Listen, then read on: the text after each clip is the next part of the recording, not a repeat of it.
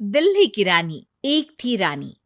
क्योंकि राजा की मौत एक हादसे में हो गई थी, रानी को ही राज्य संभालना पड़ रहा था। रानी का नाम था रानी रश्मिवती। रानी ईमानदार थी और प्रजा की सेवा में लगी रहती थी। एक दिन उसके दरबार में 3 नौजवान आए, रमेश, सुरेश और दिनेश। कहो, क्या सहायता कर सकती हूँ मैं तुम्हारी? हम आपके दरबार में काम करना चाहते हैं ताकि जनता की सेवा कर सके। लेकिन अभी तो तुम्हारी उम्र बहुत छोटी है। तुम लोगों को तो अभी अपनी पढ़ाई पर ध्यान देना चाहिए। हमारा मन पढ़ाई में नहीं लगता। माता पिता को लगता है कि हम किसी के लायक नहीं है और हम साबित करना चाहते हैं कि हम लायक हैं। उत्साह बहुत अच्छा है, मगर अभी उम्र कच्ची है तुम लोगों की। अरे उम्र से क्या होता है रानी जी? शास्त्रों में लिखा है कभी किसी के ज्ञान को उसकी उम्र के आधार पर नहीं देखना चाहिए। बात तो सही है तुम्हारी। और अगर सच में तुम अगर ये संकल्प करके आए हो कि तुमको यहाँ काम करना है, तो पहले परीक्षा देनी पड़ेगी। 3 परीक्षा, एक शारीरिक परीक्षा, एक बुद्धि की परीक्षा और एक देशभक्ति की परीक्षा। और ये क्या है? वो मंत्री महोदय तुम्हें समझा देंगे। हमारे पास समय नहीं है। अगर तुम लोग तैयार हो तो बताओ। हाँ हाँ, हम तैयार है किसी भी परीक्षा के लिए। मैं भी तैयार हूँ कुछ भी कर गुजरने के लिए। तो ठीक है मंत्री जी, आप इन तीनों की परीक्षा कल से ही शुरू कर दीजिए। जो आ गया रानी साहिबा। अगले दिन से ही तीनों की परीक्षा शुरू हो जाती है। पहले शारीरिक परीक्षा, यानी किस में कितना है दम, ये देखेंगे हम। क्योंकि शरीर में दम होगा तभी तो प्रजा की सेवा में दम लगा पाओगे। हमें क्या करना होगा? वो पेड़ दिख रहा है, जो सबसे पहले चढ़ेगा उस पे दरबार में नौकरी पाने के अवसर उसी के बढ़ जाएंगे। मैं चढ़ता हूँ। अरे रुको रुको, गिनती गिनने दो। 1, 2, 3। 3 की गिनती के बाद रमेश और सुरेश भागकर पेड़ के पास गए, मगर दिनेश आराम से पेड़ के पास गया। जैसे ही रमेश और सुरेश आधे पेड़ तक चढ़ गए, दिनेश ने उन दोनों की टांग पकड़ के उन्हें नीचे गिरा दिया और खुद पेड़ पर चढ़ गया। दिनेश की जीत हुई। अरे लेकिन इसने बेईमानी की। बेईमानी नहीं की, बुद्धि लगाई। शरीर के दम के साथ दिमाग में भी दम होना चाहिए। क्यों मंत्री जी? हाँ हाँ, बात तो तुम्हारी सही है, लेकिन बात अगर बुद्धि की है तो बुद्धि की असली परीक्षा हम कल लेंगे। शाम को जाकर मंत्री रानी को सब बता देते हैं। यानी दिनेश उन सब में ज्यादा होशियार है। जी रानी साहिबा। अगले दिन तीनों की बौद्धिक परीक्षा का समय होता है। आज हमें क्या करना है मंत्री जी? थोड़ा सब्र करो, कल जल्दबाजी में ही हारे थे तुम। सही कह रहे हैं मंत्री जी। अरे तू क्यों ज्यादा बोल रहा है? तू भी तो हारा था ना कल। ए दिनेश, ज्यादा होशियार मत बन। अरे अरे अरे, लड़ो मत। आज की परीक्षा पर ध्यान दो। आज की बौद्धिक परीक्षा में ये कुछ बोरे हैं, कुछ में नमक है और कुछ में रुई। जिसको जो ले जाना है उठा लो। देखते हैं कि कौन जल्दी से कोई भी एक बोरा नदी के उस पार लेकर जाता है। समय शुरू होता है अब। तीनों बोरों की तरफ बढ़ते हैं। सुरेश, नमक की बोरी भारी है, ले जाने में मुश्किल होगी। हाँ हाँ, सही कह रहा है, रुई हल्की है, हम दोनों रुई लेकर चलते हैं। अरे भाई, मैं तो नमक लेकर जाऊंगा। रमेश और सुरेश ये सोचकर हंसते हैं कि आज तो दिनेश हार ही जाएगा। दौड़ शुरू होती है। 1, 2, 3। तीनों नदी की तरफ भागते हैं। रुई में वजन कम होने के कारण रमेश और सुरेश आगे निकल जाते हैं और दिनेश थोड़ा पीछे। पर जैसे ही वो सब नदी में जाते हैं, दिनेश की बोरी का नमक गलने लगता है और वजन कम हो जाता है, जबकि रमेश और सुरेश की रुई में पानी भर जाता है और बोरी का वजन बढ़ जाता है। अरे ये इतनी भारी क्यों हो गई रमेश? अरे मुझे क्या पता, शायद जादुई बोरी है। अरे लगता है कि हम बेवकूफ बन गए। बने नहीं हो, तुम हो ही बेवकूफ। इतना तो पता होना चाहिए कि पानी में नमक गल जाएगा। दिनेश का पूरा नमक गल जाता है और बोरी खाली हो जाती है। वो जल्दी से रेस पूरी कर लेता है। इस परीक्षा के विजेता भी दिनेश ही हैं। उसने दिमाग लगाकर दिखा दिया कि वो बौद्धिक परीक्षा में भी रमेश और सुरेश से आगे है। अब कल तुम्हारी देशभक्ति की परीक्षा होगी, जो स्वयं रानी माँ लेंगी। रात को फिर मंत्री रानी के पास जाकर बता देते हैं कि आज की परीक्षा में कैसे दिनेश ने अक्लमंदी दिखाई और बौद्धिक परीक्षा में भी उसी की जीत हुई। अरे वाह, दिनेश तो हमारे बहुत काम आ सकता है। हम उत्साहित हैं कल की परीक्षा के लिए। वो तो ठीक है रानी साहिबा, लेकिन हमने सुना है कि पड़ोसी राज्य का राजा आकाशदीप हमारे राज्य की सीमा में घुसपैठ कर रहा है। ये तो चिंता की बात है। हमें जल्द ही कुछ करना चाहिए। अगले दिन रमेश, सुरेश और दिनेश अपनी आखिरी देशभक्ति की परीक्षा के लिए दरबार में आते हैं। प्रणाम रानी साहिबा। नमस्कार रानी जी। प्रणाम रानी माँ। हमने तुम्हारी परीक्षा पर गौर किया। दिनेश आगे हैं। हम तुम तीनों में से किसी दो को ही दरबार में काम दे सकते हैं।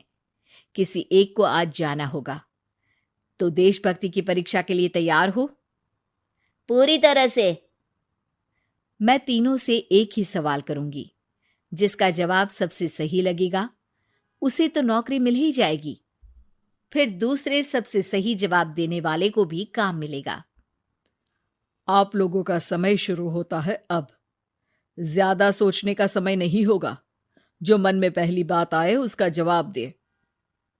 तो सवाल यह है कि तुम इस मिट्टी के लिए क्या कर सकते हो? मैं इस मिट्टी को साफ रखूंगा। यहाँ के लोगों के भोजन की कमी को मैं पूरी करूंगा। मैं यहाँ के लोगों को गले लगा लगा के उनको खुशी दूंगा रानी माँ, और गरीबों के लिए घर बनवाऊंगा। मैं इस मिट्टी के लिए किसी की जान भी ले सकता हूँ रानी माँ। मंत्री, दिनेश को एक तलवार दो। जी रानी जी। दिनेश, पड़ोसी राज आकाशदीप की जान तुम्हारे हाथ में है। जाओ, अपना काम पूरा करो। आज रात को तुम उस पर हमला करोगे जब वो सो रहा होगा। दिनेश वहां से चला जाता है। रानी माँ, ये आपने क्या किया?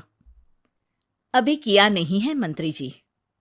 आप आकाशदीप को संदेशा भिजवाओ कि पड़ोसी देश का एक कातिल रात को उन पे हमला करेगा और दिनेश को पकड़वा दो।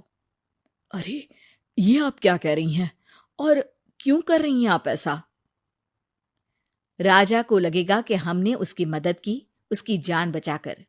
वो हमारे राज्य का पीछा छोड़ देगा और हमारा एहसानमंद हो जाएगा। और दिनेश का क्या होगा? इस राज्य को दिनेश जैसे शातिर और लड़ाकू लोगों से ज्यादा जरूरत है, ऐसे लोगों की जो लोगों को खाना खिलाने की और खुश करने की बात करे। और ये गुण सुरेश और रमेश में है। इन्हें नौकरी दे दो। दिनेश बहुत चतुराई से नौकरी हड़पना चाहता था, जिसके लिए उसने रमेश और सुरेश जैसे दोस्तों का भी नुकसान किया। पर रानी ज्यादा चतुर निकली। उसने एक तीर से दो निशाने लगाए। दिनेश जैसे खूंखार युवक को राज्य से बाहर करवा दिया और पड़ोसी राजा आकाशदीप को अपना एहसानमंद कर लिया। पूरा दरबार रानी की जय जयकार कर रहा था। दूध का कर्ज। बंटू एक गरीब परिवार का लड़का होता है, जहां 2 वक्त के खाने और बंटू की स्कूल की फीस दोनों के लिए ही पैसे की कमी होती है। और बंटू के इंटर एग्जाम्स भी नजदीक होते हैं, इसलिए वो खुद अपनी पढ़ाई की खातिर घर घर जाकर सामान बेचना शुरू कर देता है। एक सुबह बंटू थैले में सामान भर के घर से निकलने को तैयार होता है। माँ, खाने के लिए कुछ है? अरे नहीं बेटा, आज शाम को पापा लेकर आएंगे। हाँ। माँ की बात पर बंटू भूखे पेट ही सामान बेचने निकल जाता है। वो सुबह से शाम तक घर घर जाकर सामान बेचता है, लेकिन अब भूख प्यास की वजह से काम करना मुश्किल हो जाता है। इस तरह काम पूरा नहीं हो पाएगा, और अगर बीमार पड़ गया तो एग्जाम्स के पहले फीस कैसे इकट्ठा करूंगा। ऐसा करता हूँ, अगले घर खाने के लिए कुछ मांग लेता हूँ। इसी के साथ बंटू आगे जाकर एक घर की बेल बजाता है, जिस पर निम्मी दरवाजा खोलती है। क्या हुआ? निम्मी को देख बंटू एक गिलास पानी के आगे उससे कुछ नहीं मांग पाता। निम्मी उसे दरवाजा पर खड़ा छोड़ घर के अंदर चली जाती है और कुछ देर में एक बड़ा गिलास दूध लेकर बाहर आती है। ये देखकर बंटू हैरान रह जाता है। ये लो। अब पर मैंने तो पानी मांगा था। देखने से साफ पता चल रहा है कि तुम्हें भूख लगी है। इससे तुम्हें आगे काम करने की ताकत मिलेगी बेटा, पी लो। बंटू दूध पी लेता है। इसके लिए मैं आपको क्या दे सकता हूँ? तुम्हें मुझे कुछ देने की जरूरत नहीं है। माँ ने हमेशा सिखाया है कि इंसानियत की कोई कीमत नहीं होती। निम्मी की बात बंटू के दिल में घर कर लेती है। वो वहां से चला तो जाता है, लेकिन ये बात हमेशा के लिए याद रखता है। रात को घर पहुंचकर बंटू पैसों की गिनती शुरू कर देता है। स्कूल की फीस भरने के लिए तो ये पैसे बहुत ही कम है। कल से मुझे ज्यादा मेहनत करनी होगी। अगली सुबह से बंटू फिर एक बार पूरी मेहनत के साथ काम पर लग जाता है। देखते ही देखते कुछ समय बीतता है और अपनी मेहनत से बंटू एग्जाम्स के पहले ही स्कूल फीस भर देता है। अब मैं भी एग्जाम्स दे पाऊंगा और फिर मेडिकल कॉलेज में जाकर बहुत बड़ा डॉक्टर बनूंगा। बंटू दिल लगाकर पढ़ाई शुरू कर देता है। उसे एग्जाम्स में टॉप करने की वजह से कॉलेज की स्कॉलरशिप भी मिल जाती है और वो पढ़ाई करने दूसरे शहर चला जाता है। सर, इस स्कॉलरशिप से आपने मेरा सपना पूरा कर दिया। मैं आपको जितना भी थैंक यू बोलूं उतना कम है। बेटे, तुम ऑल टाइम टॉपर हो। तुम जैसे ब्राइट स्टूडेंट को अपने कॉलेज में एडमिशन देना हमारे लिए प्राउड की बात है। हमें पूरा भरोसा है कि एक दिन तुम अपने नाम के साथ साथ इस कॉलेज का नाम भी बहुत रोशन करोगे। इसी तरह 15 साल बीत जाते हैं और बंटू अपने शहर का मशहूर डॉक्टर बन चुका होता है। डॉक्टर, एक लेडी का कॉम्प्लिकेटेड केस आया है जिस पर स्टडी करने के लिए सीनियर डॉक्टर ने सबको मीटिंग रूम में बुलाया है। केस की डिटेल्स क्या है? बंटू के पूछने पर नर्स उसे लेडी की सारी डिटेल्स बताती है, जिस पर बंटू उसके शहर का नाम सुनते ही चौंक कर भागता हुआ उसके कमरे में पहुंच जाता है, जहां वो निम्मी को देखते ही पहचान लेता है। उसके पीछे पीछे नर्स भी वहां पहुंच जाती है। नर्स, इनकी सारी रिपोर्ट्स मुझे अभी चाहिए और अब से इनका केस मैं ही हैंडल करूंगा। पर डॉक्टर, ये केस बहुत कॉम्प्लिकेटेड है। आज तक कोई भी डॉक्टर इनकी बीमारी तक नहीं पहचान पाया और दूसरे शहर वालों ने तो इनके बचने की उम्मीद ही छोड़ दी थी। तुम्हें आगे कुछ भी बोलने की जरूरत नहीं है। मैंने जो कहा बस वही करो। नर्स बंटू को निम्मी की सारी रिपोर्ट्स दे देती है, जिसके बाद वो उस पर स्टडी शुरू कर देता है और हजारों दिक्कतों के साथ महीनों की मेहनत के बाद आखिर में निम्मी की बीमारी का पता लगाने के साथ साथ उसका इलाज ढूंढ ही लेता है। मैं आपको ठीक करके ही रहूंगा। अब बंटू अपने को डॉक्टर्स की मदद से दिन रात एक करके निम्मी के इलाज में जुट जाता है, जिसमें वो कभी दूसरे हॉस्पिटल के स्पेशलिस्ट को, कभी किसी मल्टी स्पेशलिस्ट को बुलाकर निम्मी का चेकअप कराता रहता है। इसी तरह 10 महीनों की मेहनत के बाद आखिरकार निम्मी ठीक हो जाती है, जिसे देख पूरा हॉस्पिटल हैरान रह जाता है। वाह डॉक्टर, आपने तो बिल्कुल नामुमकिन को मुमकिन कर दिखाया। यही तो हम डॉक्टर का काम है।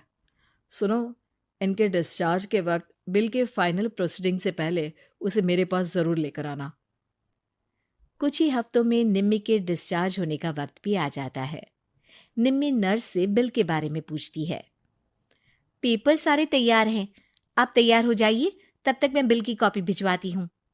नर्स बिल लेकर पहले बंटू के पास जाती है, जिस पर वो बिल देखकर उस पर कुछ लिखता है और नर्स को वापस कर देता है। नर्स उसे निम्मी के पास भेज देती है और बिल हाथ में आते ही निम्मी उसे देखने से पहले ही परेशान हो जाती है। जाने कितने समय से मैं यही हूँ। शहर का सबसे बड़ा हॉस्पिटल है। बिल तो बहुत लंबा चौड़ा बन गया होगा, जिसे भरने में मेरी बची कुची पूरी जिंदगी बीत जाएगी। आखिर मैं ये सब कैसे करूंगी?